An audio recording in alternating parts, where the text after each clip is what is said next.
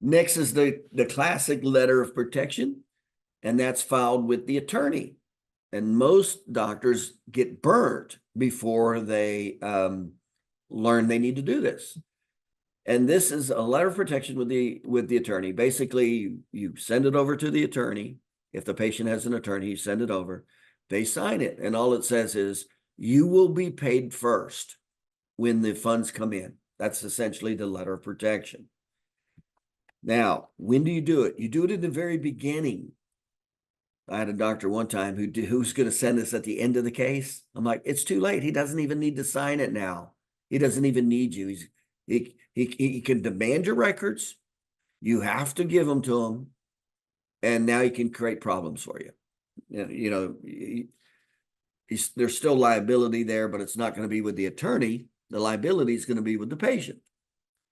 So the letter of protection is you want to get that out as fast as you can. When that patient comes in, they have an attorney. I want this sent over. You do have your attorney sign it also. A ethical, moral attorney will have no problem signing a letter of protection. This is standard protocol for personal injury. Okay.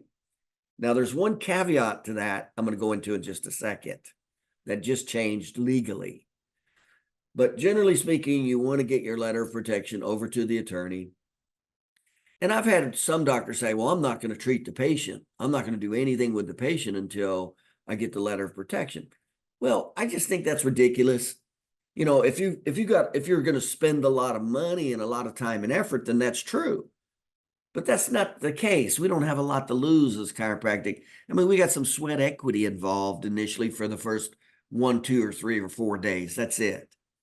So what I always say is just get this over immediately. You want this signed, definitely within the first week. So I get this over immediately. As soon as I see they have an attorney on day one, I fax it over, email it over, get it over to them. I want them to sign it, and I ask them to sign it and send it back within 24 hours.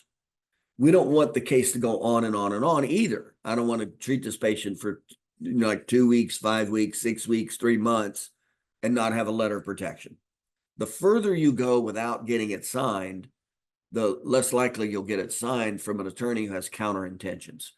Now, remember, the attorneys you sell, they will not have counter intentions because their whole mind shift is shifted that you're the valuable person on the team now. You're the most valuable person on the team, and they don't want to screw with you.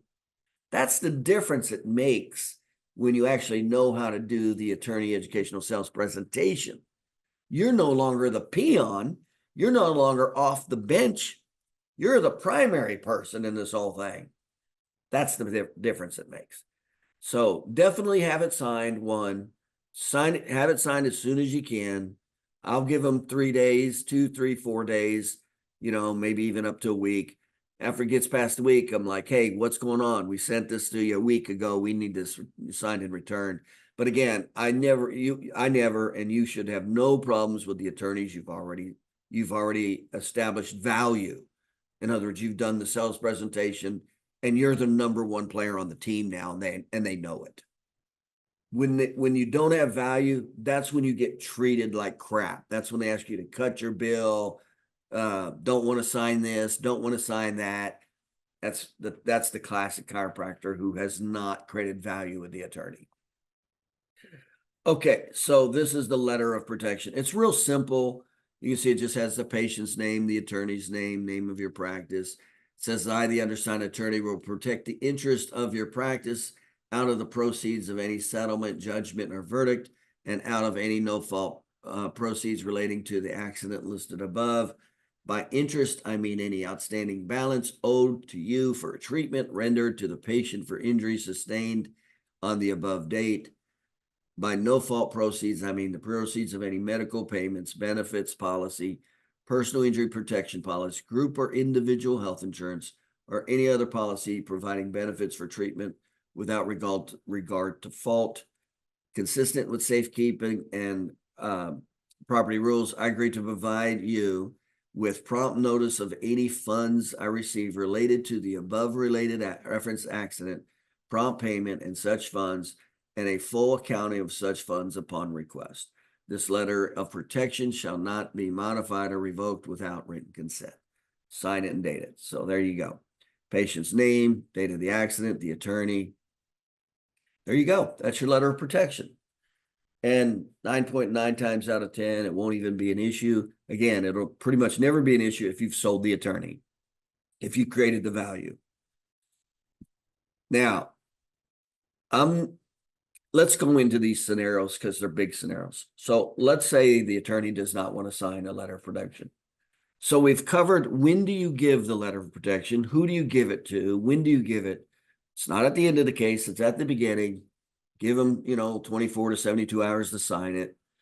And the attorneys that you're working with that you've sold, they'll have no trouble signing this. This is standard protocol. I've actually had chiropractors afraid to send this to the attorney because they're afraid to piss them off. No, that's just from a total position of weakness is what that is. So that's somebody who doesn't know what they're doing. So this is standard protocol in the personal injury market. Now, you go, what if you get an attorney who does not want to sign the lien? Now, you got to be aware there's two different scenarios that are happening now. One scenario happened before a recent law passed in Florida. Usually the laws in Florida start in Florida and they kind of go across the nation is kind of what happens. So let's start with not the legal part that just happened. Let's just go with the stubborn attorney who doesn't want to sign a lien. What do you do? Okay, so the number one reason he doesn't want to sign the lien is because he doesn't see you as with perceived value. That's it. So the very first thing to do, I've got these from attorneys before, prior to me selling them, okay? So the very first thing you want to do is not get pissed. I see chiropractors getting pissed. They're like, no, this is called opportunity is what it's called. So the first thing that I want to do is I want to do my educational sales presentation to them to create a mind shift and create the value to show them that I'm the most needed person in this whole system. He just doesn't know it yet. And of course, that's what that presentation does. It shifts it from you being the peon to the primary star of personal injury. That's what it does. Okay. So that's the first thing you want to do. Not get mad, go, oh, you don't want to sign it, blah, blah, blah. Okay. So you want to do everything you can to do that first, because you'll win them over for other referrals also. You'll not only get them to sign this, you'll win them over for other referrals. Okay. So let's say that that's not the case. You don't do it. They don't want to meet you with you, blah, blah, blah. Okay. And by the way, some attorneys now are further distance. You better get used to doing meetings on Zoom. So, maybe they're 2 hours away, an hour away, whatever. You better just get comfortable with Zoom. It costs like $15 a month, something like that. You just better get comfortable with Zoom and then from Zoom doing your presentation. So having said that, what's the next step you do? The next step is the patient. The patient is the person that's the fulcrum, the patient. The patient controls everything. They control you, they control the attorney, they control everything. Now, here's the good and bad news about that. If the patient came to you and they already had the attorney, the loyalty, and I'm just telling you from my experience, the loyalty will be with the attorney, not you. If the patient came to you and they were a patient of yours, then they got the attorney. A lot of times, if it's one of your past patients, the loyalty will be with you, not the attorney. Now, that gets to be very important because of what I'm getting ready to cover next. So now I'm going to confront the patient. I'm going to let the patient know the details of what's going on here and say, hey, Mr. Patient, your attorney will not sign this letter of protection. So I'm going to educate the patient and tell them what it means. Your attorney will not sign this letter of protection, what that means. And then also I'm going to let them know the value that I bring to this whole case. So here's what it means. He's wanting me to potentially do everything for free. In other words, he's expecting me to treat him, do the diagnostics, to treat you, put all the time and effort in to help you, write all the medical records, do the narrative report, and possibly testify on your behalf. They're essentially saying they want me to do all of that for your case without protecting my bill. That's what they're doing. So that's what I'm going to be telling the attorney. I'm going to make the attorney look bad in front of the patient's eyes. That's why I said all that. So what I need you to do, and then this is what you need to tell the patient. What I need you to do is tell the attorney to sign it. See, that's the next thing you do, is tell your patient to tell the attorney to sign the damn thing. Now, again, you got to create the value. And again, I found it's totally based on loyalty. If they've had that attorney prior to coming to you and they're not a patient, they're going to fire you. The attorney's just going to say, well, you need to go somewhere else. That's the way that is. And that's what you want. If you can't get these signatures with liability for payment, you damn well do not want to be treating a patient for 4, 6, 8 months and then have a $4, $5, $7,000 bill and not get paid for it. It only takes one of those before you stop playing weak. Okay. So that's what I want to tell the patient, that he has the right to sign them, to tell that attorney and to sign it. So if he wants me to help them with the case, the diagnostics, and he has to know everything that I'm going to do. You got to create a lot of value in the patient. We're going to do your diagnostics. We're going to do your consultation, your examination. We're going to do your treatment. We got to do your medical reports. We got to do your narrative report. That's the single most important document for your case, for your, not only to get paid, but also if there's any potential injury award. And he's going to need me to testify. See, that's the emphasis you want to, in other words, you want to make sure that patient knows you're an important player in this whole thing, and he needs you not just for the health care, but for his injury award.